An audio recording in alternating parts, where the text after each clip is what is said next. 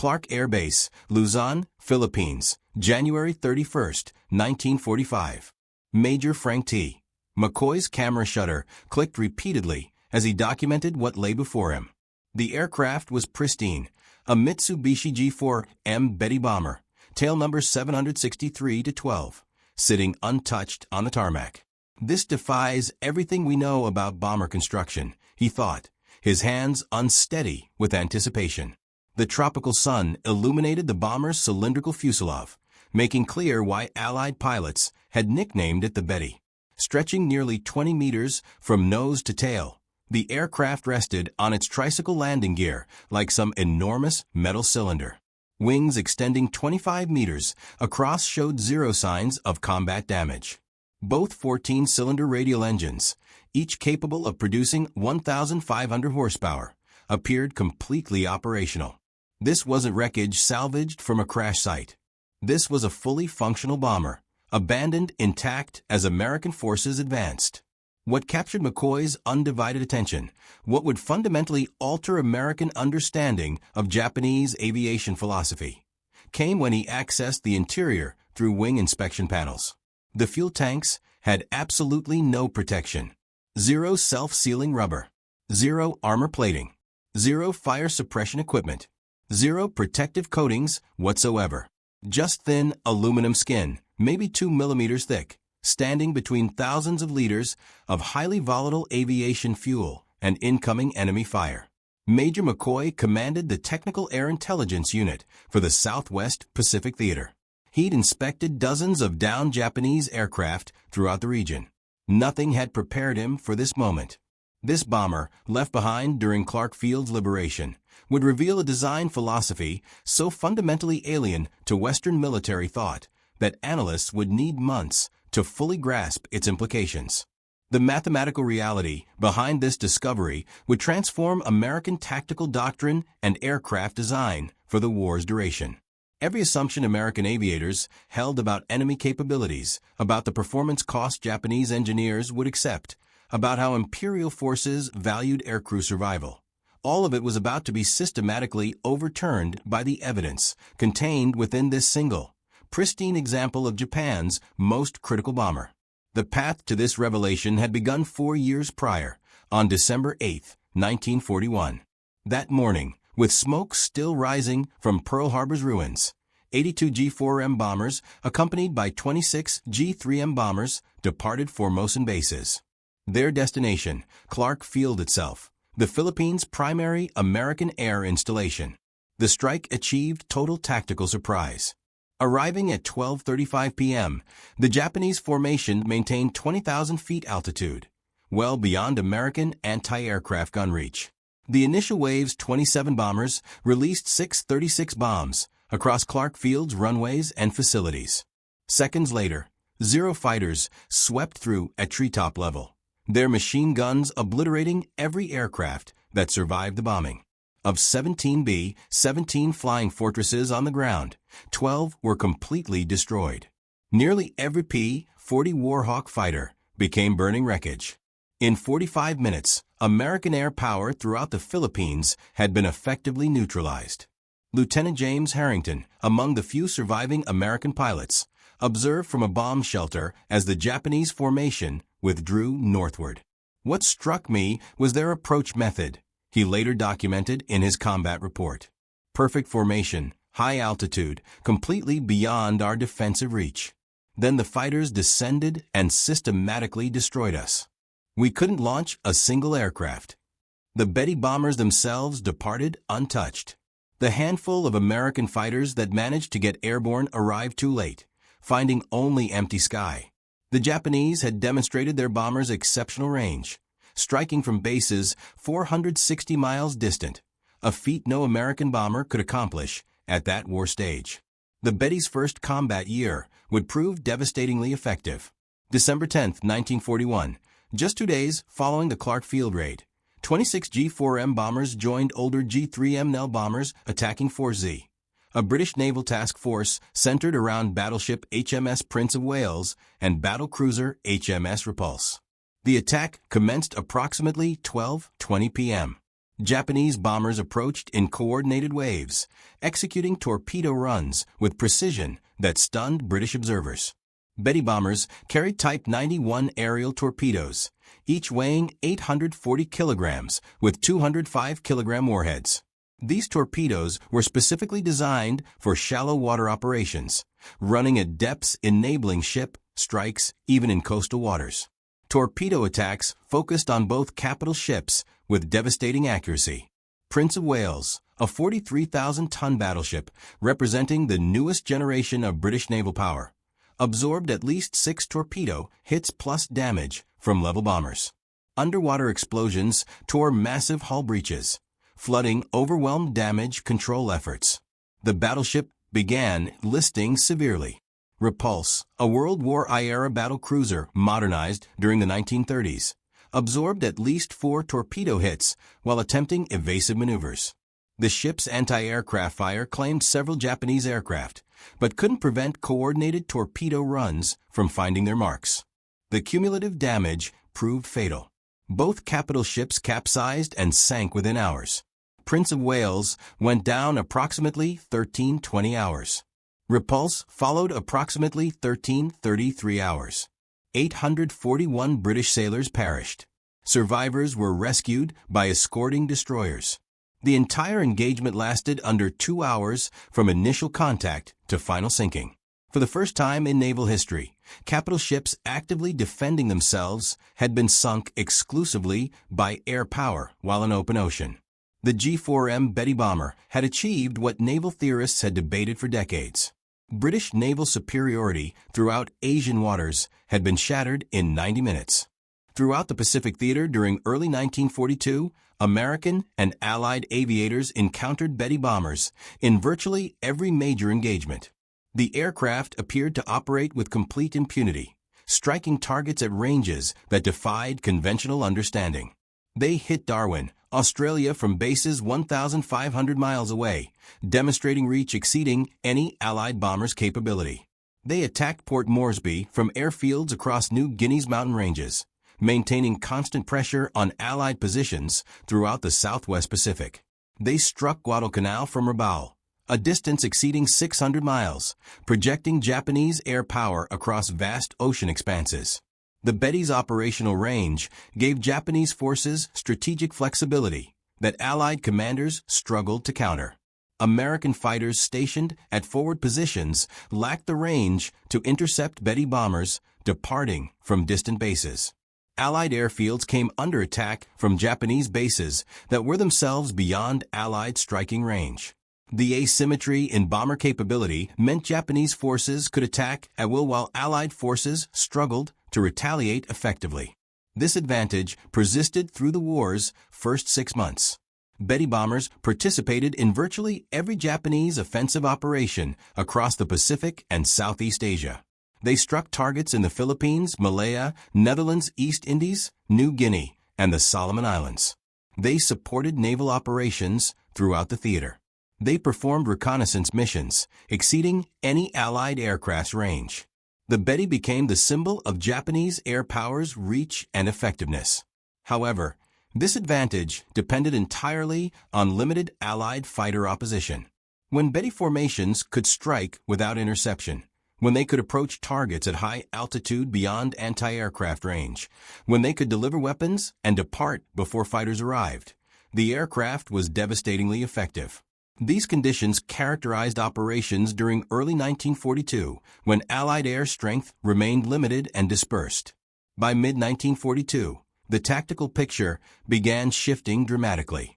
As American fighter strength increased, as Wildcats gave way to more capable Hellcats and Corsairs, as pilot training improved and tactical doctrine evolved, Betty crews began reporting disturbing losses. The shift became undeniable on August 8, 1942. 23 G4M bombers from the 4th Air Group departed Rabaul to attack American positions at Guadalcanal. American fighters intercepted the formation over Savo Island. In the engagement that followed, 18 of the 23 Betty bombers were shot down. Approximately 120 aviators died in what would become the single worst G4M loss during the entire campaign. Fighter pilots reported identical observations across every engagement. The Betty exploded into flames with minimal hits. 2 or 3 rounds anywhere along the fuselage or wings produced catastrophic results. The aircraft earned grim nicknames that spread rapidly through American squadrons: Flying Cigar, One-Shot Lighter, Flying Zippo, all references to the Betty's terrifying tendency to burst into flames from battle damage. By October 1942, when Lieutenant Commander John Thomas Blackburn arrived at Guadalcanal commanding VF-17 Flying F-4U Corsairs, the Betty's reputation had transformed completely. "First time we caught a Betty formation, we couldn't believe how easily they went down," Blackburn later reported. "Hit them anywhere along the fuselage or wings, and they'd explode. We actively hunted them, recognizing them as among the most vulnerable targets in Pacific skies." The true extent of the Betty's vulnerability, the engineering decisions that made such catastrophic losses inevitable, wouldn't be fully understood until American forces began capturing intact examples for detailed examination. The first significant intelligence breakthrough came November 1942, when Australian forces overran Japanese airfields at Buna in Papua New Guinea. Among the abandoned aircraft, technical air intelligence units discovered Betty bombers with varying damage levels. Initial examinations confirmed what pilots had reported. The fuel tanks had no protection whatsoever. Aeronautical engineers with the Allied Technical Air Intelligence Unit, Southwest Pacific, conducted the first detailed analysis. Wing access panels revealed fuel cells with no protective measures. Thin aluminum construction, no rubber sealant layer, no protective coating, no fire suppression systems. Multiple Betty bombers examined at Buna showed identical characteristics. This wasn't battle damage or field modification. This was standard Japanese design. The implications were staggering. American bombers by 1942 universally featured self-sealing fuel tanks. The B-17 Flying Fortress had incorporated them from the B-17C model onward. The B-24 Liberator featured them from the XB-24B prototype. Even fighter aircraft like the P-38 and P-47 featured protected fuel systems. Self-sealing fuel tanks used layered rubber compound that swelled on contact with fuel when punctured by bullets or shell fragments, sealing holes and preventing fuel loss and fire. The technology added substantial weight to aircraft, but dramatically improved crew survival rates. American military doctrine considered this weight penalty essential and non-negotiable. Yet here was Japan's primary land-based bomber, produced in thousands, operating across the entire Pacific theater, with fuel tanks offering zero protection. The weight saved by eliminating self-sealing systems, armor plating, and fire suppression equipment was immediately apparent. But the cost in crew lives was becoming equally obvious in lost statistics that mounted with every engagement. The captured Betty at Clark Field in January 1945 would provide the most complete technical analysis. Major McCoy and his team spent 3 weeks dismantling and documenting every system. Their report, classified secret and distributed to all Allied air forces, detailed specifications explaining both the Betty's extraordinary capabilities and its catastrophic vulnerabilities. The G4M Model 1 specifications revealed an aircraft ruthlessly optimized for range and speed. Empty weight, 6,741 kilograms, remarkably light for a bomber of its size. Maximum takeoff weight, 9,500 kilograms. Fuel capacity, 4,780 liters, distributed across 8 unprotected tanks, 4 in each wing, positioned in the wing center section where they were most vulnerable to combat damage. Top speed, 428 kilometers per hour, approximately 265 miles per hour. Maximum range, 6,034 kilometers, exceeding 3,700 miles. Service ceiling, 8,500 meters. Crew complement, 7 members including pilot, co-pilot, navigator, bombardier, radio operator, and 2 gunners. The fuel system design was particularly revealing. The 8 tanks were arranged in 4 groups of 2, positioned along the wing's longitudinal axis, where the wing joined the fuselage. This placement maximized fuel capacity by utilizing the thickest portion of the wing structure, but it also positioned tanks directly in the path of enemy fire during combat. any attack from the side or below would inevitably strike fuel tanks. The aluminum construction provided no protection. The absence of self-sealing compounds meant even small punctures would leak fuel continuously. American engineers calculated that the weight saved by eliminating protection systems exceeded 500 kilograms per aircraft. This weight savings translated directly into additional fuel capacity and extended range. But the cost in vulnerability was equally calculable. Combat reports showed that Betty bombers hit anywhere in the wing area exploded with near certainty. The unprotected tanks created what engineers termed a critical failure point, a single system whose destruction guaranteed loss of the entire aircraft. These numbers told the story of design choices made in September 1937 when the Japanese Navy issued requirements that would define the G4M's entire existence. Top speed: 398 kilometers per hour cruising altitude, 3,000 meters range, 4,722 kilometers unloaded, or 3,700 kilometers carrying 800 kilograms of bombs or torpedoes. The requirements reflected Japanese naval strategy in the late 1930s. Japan's empire stretched across vast Pacific distances. Naval bases were separated by thousands of kilometers of ocean. The Navy needed bombers capable of striking enemy positions far beyond carrier aircraft range. Bombers that could operate from land bases to support naval operations across the entire theater. Existing Japanese bombers fell far short of these requirements. The G3M Nell bomber, then in service, had a maximum range of approximately 3,000 kilometers. American bombers, like the B-17, had even more limited range in their early variants. No bomber in service anywhere in the world in 1937 could strike targets at the distances Japanese planners envisioned. The Navy's requirements weren't arbitrary. They were calculated based on distances Japanese forces would need to cover in any future Pacific conflict. From Formosa to the Philippines, 460 miles. From Rabaul to Guadalcanal, 600 miles. From Japanese home islands to potential targets across the Pacific, thousands of miles. The bomber meeting these requirements would give Japan strategic reach that no other nation possessed. However, the requirements also reflected assumptions about future warfare that would prove catastrophically wrong. Japanese planners assumed that surprise and initiative would provide protection for long-range bombers. They assumed enemy fighter opposition would be limited by range and numbers. They assumed the war would be decided quickly before enemy industrial capacity could generate overwhelming force. Every assumption would prove false. The man tasked with achieving the impossible was Kiro Honjo, who led the Mitsubishi design team after taking over from Joji Hattori.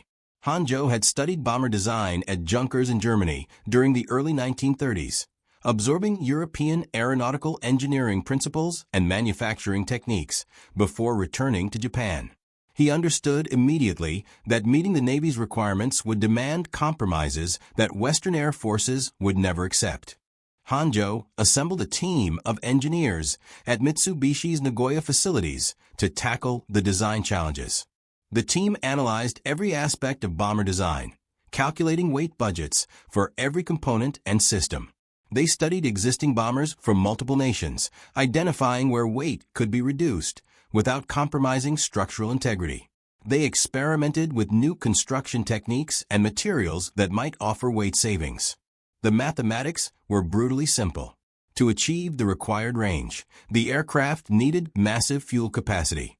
Each liter of aviation fuel weighed approximately 0.8 kilograms. 4,780 liters of fuel meant approximately 3,800 kilograms of fuel weight at full load. To achieve the required speed with this fuel load, the aircraft needed minimal weight. Every kilogram added to empty weight reduced either range or payload capacity. These two requirements existed in direct opposition. Fuel was heavy. Protection systems were heavy.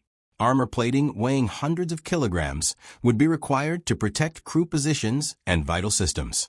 Self-sealing fuel tanks added substantial weight through the rubber compounds and additional structure required. Fire suppression systems added weight. Redundant safety measures added weight. The cumulative weight of adequate protection would prevent achieving the required performance. Hangzhou made the decision that would define the G4M throughout its service life. Protection would be sacrificed for performance.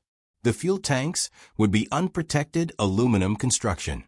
No self-sealing compounds. No armor plating around fuel cells. No fire suppression systems beyond basic fire extinguishers. No redundant safety measures.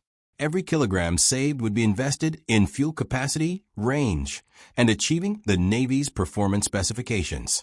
The decision wasn't made lightly. Hangzhou understood the risks. His team calculated the vulnerabilities that unprotected fuel tanks would create.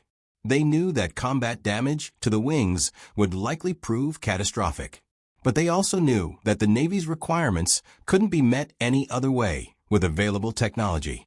The choice was between an aircraft that met performance specifications with known vulnerabilities, or an aircraft that failed to meet requirements but offered better protection.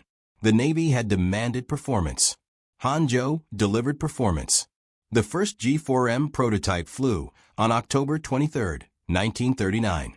The aircraft met every performance requirement the Navy had specified. Speed exceeded expectations. Range surpassed projections.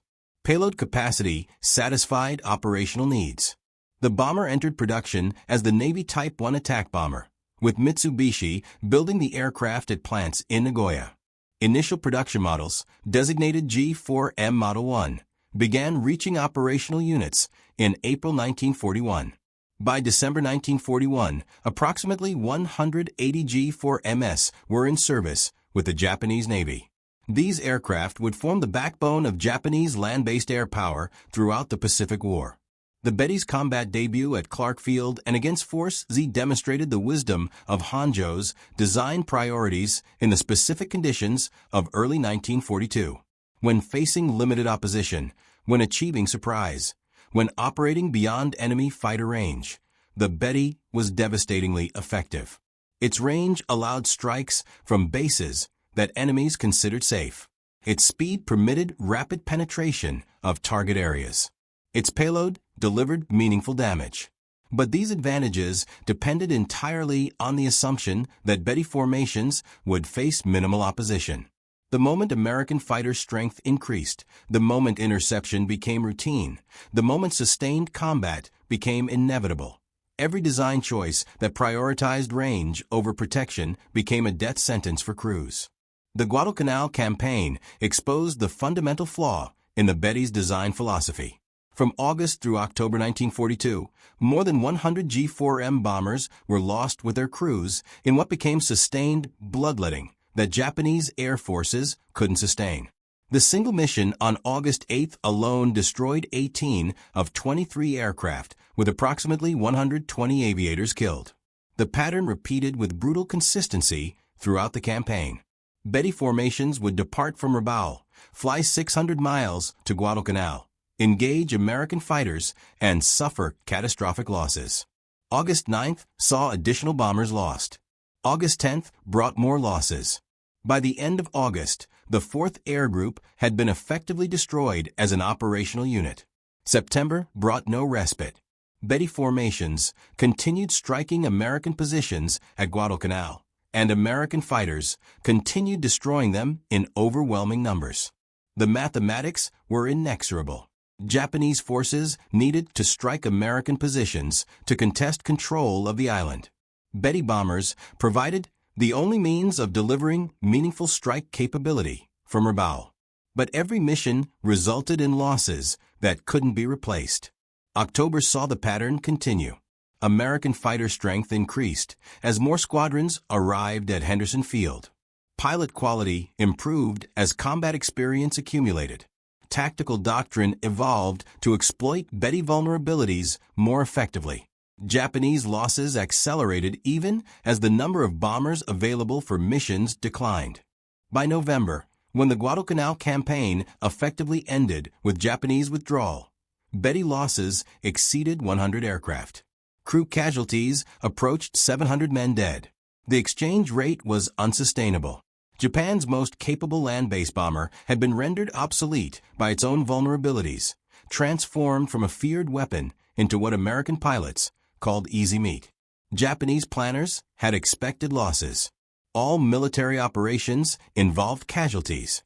But the scale of Betty losses exceeded every projection. The unprotected fuel tanks that permitted 6,000-kilometer range also guaranteed that any hit to wings or fuselage would likely prove fatal. There was no middle ground, no wounded bombers limping home, no damaged but survivable aircraft. Betty bombers either returned untouched or exploded in flames. By mid-1943, Japanese engineers recognized that modifications were essential. Starting with the 663rd aircraft produced in March 1943, 30mm rubber sheets were installed beneath wing surfaces where fuel tanks were located. These sheets weren't true self-sealing tanks. They were a compromise measure, adding minimal weight while providing limited protection against fuel leakage. The modification reduced top speed by 9 km per hour. Maximum range decreased by 315 kilometers. But crew survival rates showed no significant improvement. The rubber sheets could slow fuel leakage from small caliber hits. They couldn't prevent fires from larger caliber rounds or cannon shells. They couldn't stop explosions when tracers ignited fuel vapor. The fundamental vulnerability remained unchanged. Japanese designers attempted more comprehensive protection with the G4M Model 3, introduced in October 1944. This variant featured actual self-sealing fuel tanks, with capacity reduced to 4,490 liters to accommodate the leak-blocking material. The modification reduced maximum range to 3,640 kilometers, a loss of more than 2,000 kilometers compared to the original G4M Model 1. Approximately 60 G4M Model 3 aircraft were produced by war's end. The modification came too late and in too limited numbers to affect the Betty's combat record. By late 1944, American air superiority was so complete that no level of fuel tank protection would have permitted Betty bombers to operate effectively. The war's outcome had already been determined. The Betty's vulnerability became so notorious that American forces began using the aircraft in ways that highlighted the dangers Japanese crews faced. On April 18, 1943, the Betty bomber became the instrument of Admiral Isoroku Yamamoto's death in an engagement that demonstrated both American signals intelligence capabilities and the aircraft's fatal weaknesses. American codebreakers intercepted Japanese communications indicating that Yamamoto would fly from Rabaul to Bougainville on April 18th. The Admiral would travel aboard a G4M bomber with fighter escort. 18 P-38 Lightnings from the 339th Fighter Squadron were assigned to intercept the flight, though only 16 actually flew the mission after one aircraft blew a tire on takeoff and another suffered drop tank failures. The mission required extraordinary precision. The P-38s would fly over 400 miles at wave-top height to avoid radar detection, navigate across open ocean without landmarks, and arrive at exactly the calculated intercept point at exactly the calculated time. Any error in navigation, any deviation in timing, would result in mission failure. The intercept had to occur within a narrow window when Yamamoto's aircraft would be vulnerable. The P-38s departed Guadalcanal at 7:25 hours. They flew at 50 feet above the ocean for over 400 miles, maintaining strict radio silence. Navigation was by dead reckoning and timing. The formation arrived at the calculated intercept point with precision that would become legendary in aviation history. At 9:34 hours, exactly on schedule and exactly 1 minute ahead of the calculated intercept time, the P-38 spotted Yamamoto's formation. 2 Betty bombers flying at low altitude with 6 Zero fighters as escort. Captain Thomas Lanphier and First Lieutenant Rex Barber broke from the formation to engage the bombers, while other P-38s held off the Zero fighters. Barber engaged the lead Betty bomber, which carried Admiral Yamamoto. The bomber took hits to the wing area where the unprotected fuel tanks were located. The aircraft exploded in flames and crashed in the jungle. Yamamoto's body was recovered the following day. He had been killed by injuries sustained during the crash. The second Betty bomber also crashed, killing all aboard. The operation demonstrated multiple aspects of Allied superiority. American signals intelligence had intercepted and decoded Japanese communications. American planning had calculated intercept timing with 1-minute precision over 400 miles of ocean. American fighters had executed the mission flawlessly despite extraordinary navigation challenges. And the Betty bomber's vulnerabilities had guaranteed that successful interception would be fatal. There was no possibility of Yamamoto's bomber surviving once it came under attack. The unprotected fuel tanks ensured that any damage would be catastrophic.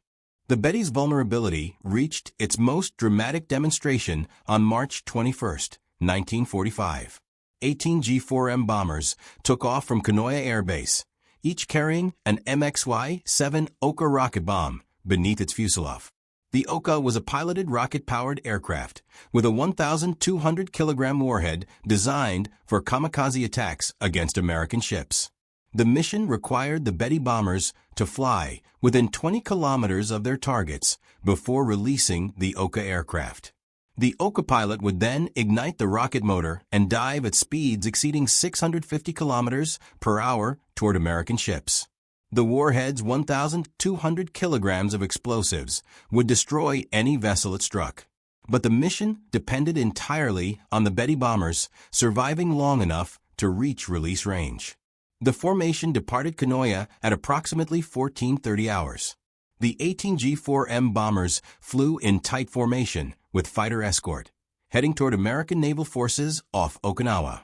Each bomber carried an Oka weapon beneath its fuselage, adding substantial weight and drag that reduced speed and maneuverability. The bombers were even more vulnerable than usual, unable to evade or maneuver effectively while carrying the Oka loads. American radar detected the formation at approximately 100 miles distance. F-6F Hellcat fighters from USS Hornet were scrambled to intercept. The Hellcats reached the Japanese formation well before it approached release range for the Oka weapons. In the engagement that followed, American fighters systematically destroyed the entire formation. The Betty bombers, already vulnerable under normal circumstances, proved completely helpless while carrying Oka weapons. The additional weight prevented evasive maneuvers.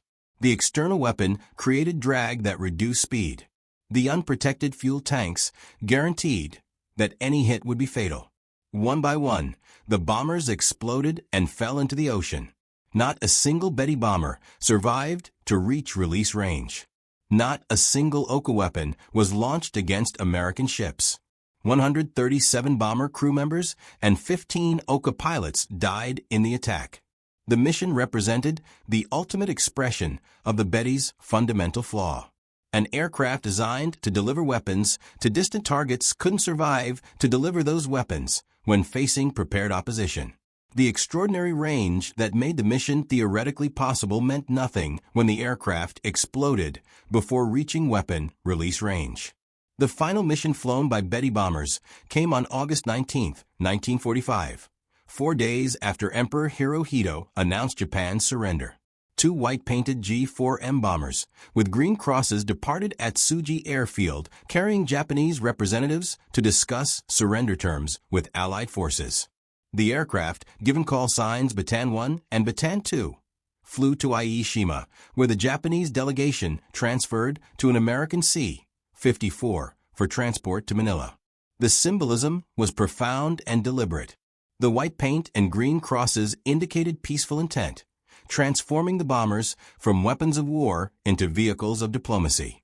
The call signs Bataan 1 and Bataan 2 referenced the location where American forces had surrendered to Japan in April 1942, one of the most devastating defeats in American military history. Now, 3 years later, aircraft bearing those call signs carried Japan's surrender delegation. Lieutenant Denichiro Sudo piloted one of the surrender aircraft, a G6M Model 1 transport variant converted from the bomber airframe. The transport variants retained the Betty's distinctive cylindrical fuselage and wing configuration, but carried passengers and cargo rather than weapons. The crew wore dress uniforms rather than flight suits. The aircraft carried no weapons, no ammunition, no military equipment of any kind beyond what was necessary for flight. The flight from Atsugi to Aishima covered approximately 1,000 kilometers, well within the Betty's range, even in transport configuration. American fighters escorted the White Betty bombers throughout their flight, ensuring they remained on the prescribed course. The escort was both protective and supervisory, guaranteeing safe passage while preventing any deviation from planned routes. The White Betty bombers, with green crosses, became the final image of the aircraft that had opened the Pacific War at Clark Field in December 1941. The circle was complete. The bomber that had destroyed American air power in the Philippines in the war's first hours now carried Japan's surrender delegation in the war's final days. The aircraft that had symbolized Japanese air power's reach and effectiveness now symbolized Japan's defeat and submission to Allied terms. The Betty's production statistics reflect both the aircraft's importance to Japanese operations and the terrible cost of its design philosophy. Total production reached approximately 2,414 aircraft across all variants, though some sources cite figures as high as 2,435 when including all prototypes and subtypes. The variation in total numbers reflects different methods of counting prototypes, subtypes, and transport variants. The G4M Model 1 comprised approximately 1,172 aircraft produced from 1941 through early 1943. This variant featured the original unprotected fuel tank design with capacity of 4,780 liters. Top speed reached 428 kilometers per hour. Maximum range of 6,034 kilometers made it the longest-ranged bomber in service anywhere in the world. But the complete absence of protection systems made it catastrophically vulnerable once American fighter strength increased. The G4M Model 2, with increased fuel capacity and slightly higher speed, accounted for approximately 1,142 examples produced from 1943 through 1945. This variant increased fuel capacity to 6,490 liters, extending maximum range even further. Top speed increased slightly to 437 kilometers per hour. But the Model 2 retained the fundamental vulnerability of unprotected fuel tanks. The modifications improved performance without addressing survivability. The G4M Model 3, designated Model 34, represented the only variant with actual self-sealing fuel tanks.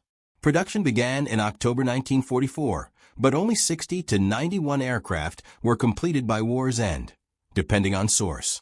The self-sealing tanks reduced fuel capacity to 4,490 liters to accommodate the leak-blocking material. Maximum range decreased to 3,640 kilometers, a loss of more than 2,000 kilometers compared to the Model 1. The modification came too late and in too limited numbers to affect combat outcomes. The G6M transport variant, converted from bomber airframes, added another 30 aircraft. These transport versions carried passengers and cargo rather than weapons, serving in liaison and communications roles. The G6M Model 1, used for one of the surrender aircraft in August 1945, represented this variant.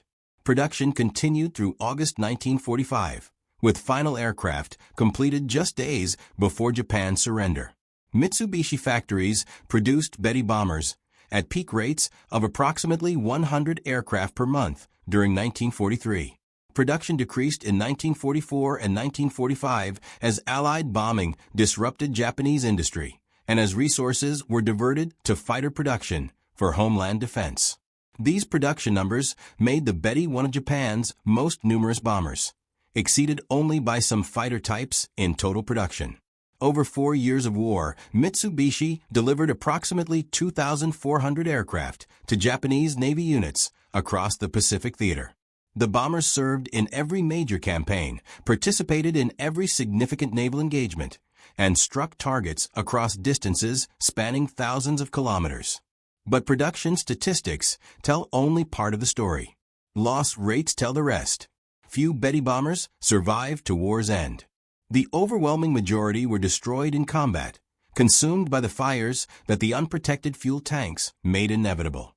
By August 1945, when Japan surrendered, only a handful of operational Betty bombers remained in service. The aircraft that had numbered in the hundreds in 1942 had been reduced to dozens by attrition that no amount of production could replace. The casualty statistics among Betty crews were similarly devastating, though exact numbers remain difficult to verify from available records. What is certain is that thousands of Japanese aircrew died in Betty bombers, their deaths made nearly inevitable by the aircraft's fundamental vulnerabilities. The unprotected fuel tanks created conditions where survival depended entirely on avoiding combat damage. Once hit, Betty bombers rarely survived. Once on fire, they never survived.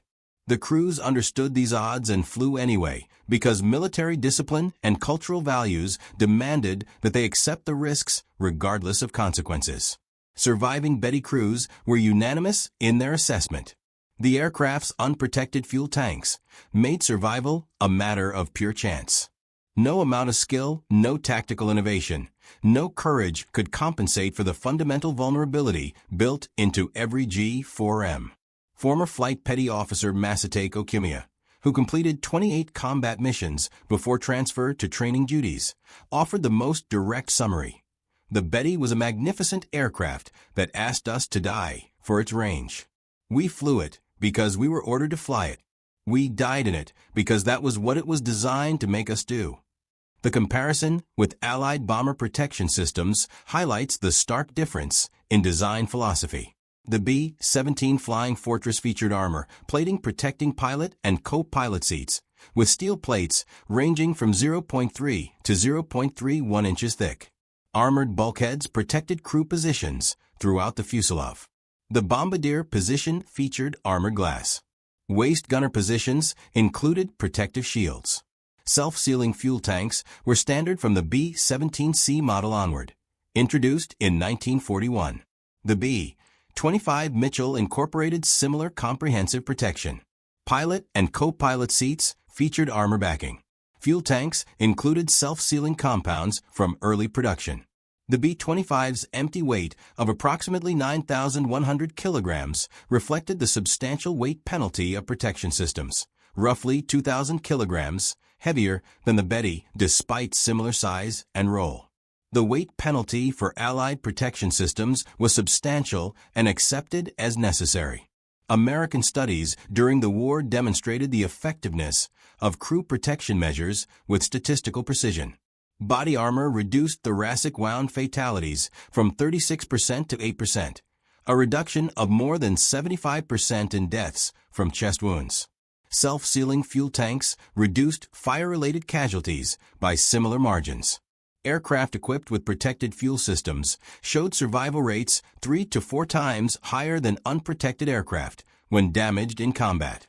Protected crew positions increased survival rates in damaged aircraft by providing shielding from shell fragments and small arms fire. Armored glass prevented pilot casualties from head-on attacks. Bulkheads compartmentalized the fuselage, preventing fire or damage in one section from spreading throughout the aircraft.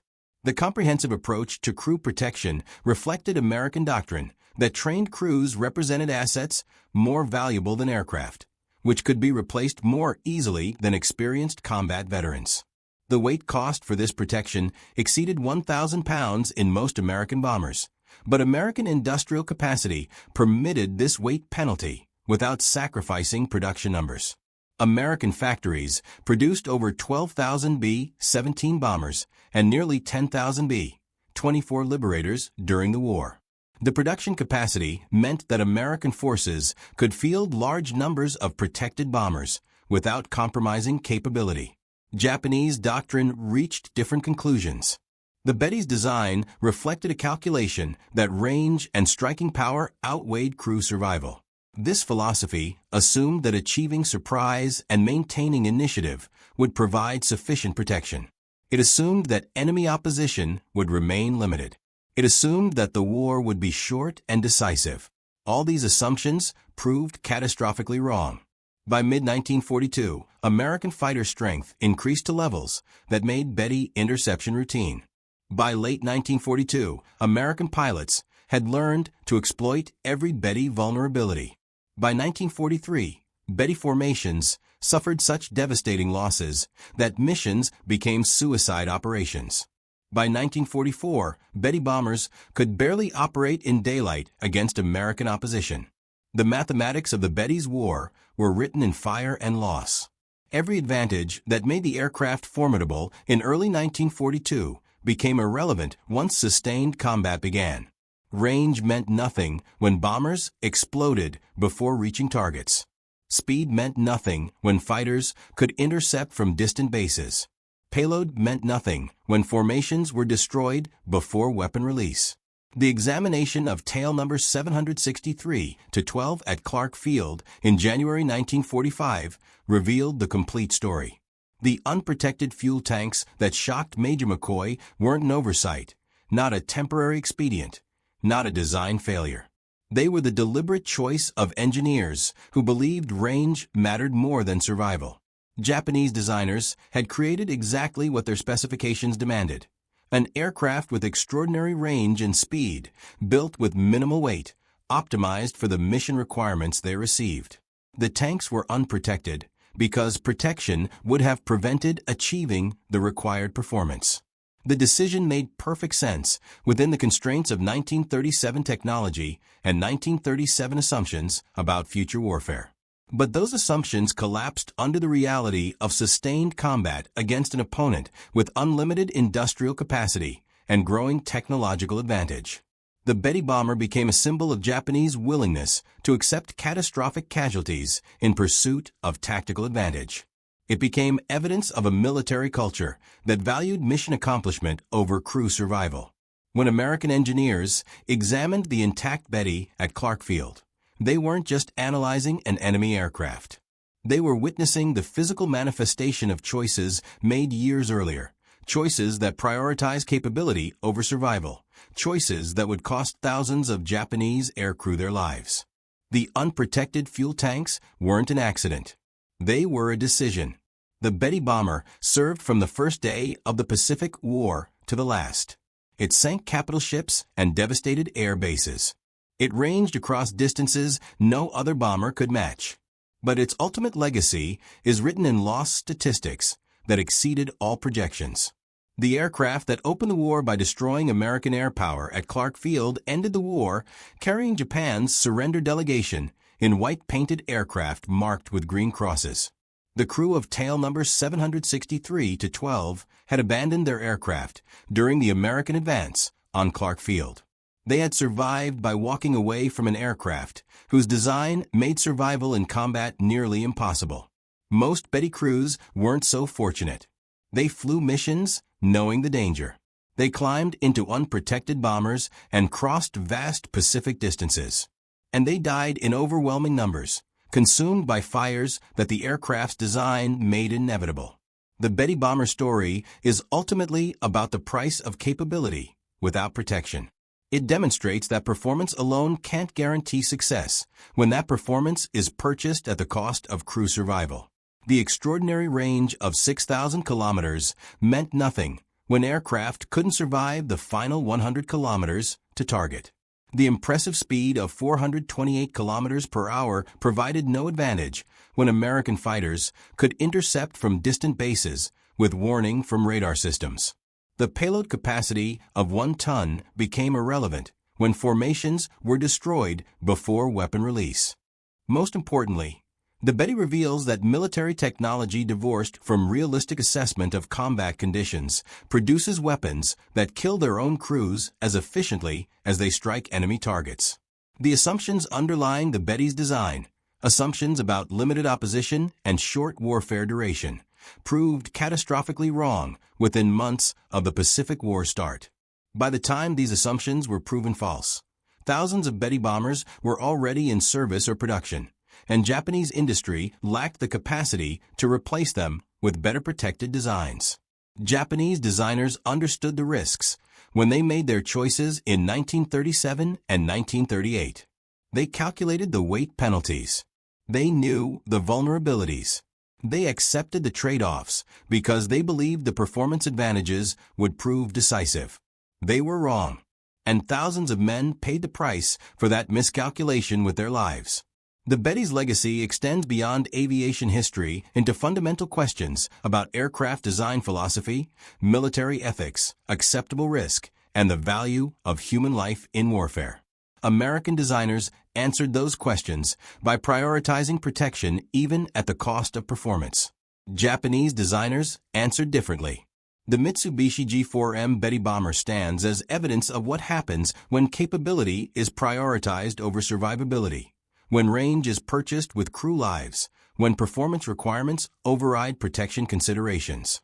The thousands of burning Betty bombers across Pacific skies mark the consequences of that philosophical difference, revealing the fundamental difference between how different nations approached warfare in the Pacific. American forces designed aircraft to bring crews home. Japanese forces designed aircraft to reach targets regardless of cost. In the end, the nation that valued crew survival built an air force that could sustain operations indefinitely. The nation that accepted catastrophic casualties for performance advantages built an air force that destroyed itself through attrition. The examination of tail numbers 763 to 12 at Clark Field provided the final proof of what Allied forces had suspected for years. The Betty bomber wasn't poorly designed. It was brilliantly designed to achieve specific goals. Those goals simply didn't include bringing Japanese crews home alive. And in that single fact lies the entire story of why Japan lost the Pacific War. The unprotected fuel tanks that Major McCoy discovered through those wing inspection panels in January 1945 represented more than just an engineering choice. They represented a worldview, a calculation about acceptable losses, a philosophy that measured success in miles reached rather than lives preserved. Every G4M that exploded in flames over Guadalcanal, every Betty that fell burning into the Pacific, every crew that died in aircraft designed without adequate protection. They all testified to the consequences of that philosophy. The mathematics were inescapable. An aircraft that couldn't bring its crew home alive was ultimately an aircraft that couldn't accomplish its mission, regardless of how far it could theoretically fly. The Betty bomber achieved extraordinary range. It demonstrated impressive speed. It carried meaningful payloads across vast distances. But it consumed its crews with relentless efficiency, transforming the aircraft that should have been Japan's strategic advantage into a weapon that devastated Japanese air power through unsustainable losses. The final accounting is stark. Of approximately 2,400 Betty bombers produced, few survived to war's end. The vast majority were destroyed in combat, most exploding in flames from damage that protected aircraft would have survived. Thousands of trained aircrew died, navigators, pilots, bombardiers, radio operators, gunners, all victims of design choices made years before the war began. The white-painted Betty bombers, carrying Japan's surrender delegation in August 1945, closed the circle that began at Clark Field in December 1941. The aircraft that symbolized Japanese offensive capability in the war's opening became the vehicle of surrender in its closing. The bomber that had demonstrated Japan's ability to strike across vast distances became the messenger of Japan's ultimate defeat. Major Frank T. McCoy's photographs of tail number 763 to 12 captured more than just an abandoned aircraft. They captured evidence of a fundamental miscalculation, a design philosophy that proved catastrophically wrong when tested against reality. The intact Betty bomber at Clark Field, with its unprotected fuel tanks and brilliant engineering optimized for range over survival, stands as the ultimate monument to the price of capability without protection. The lesson remains relevant. Military technology must balance performance with survivability. Capability without protection produces impressive specifications, but poor combat results. The nation that values its personnel and designs equipment to bring them home will ultimately prevail over the nation that accepts catastrophic losses in pursuit of performance advantages.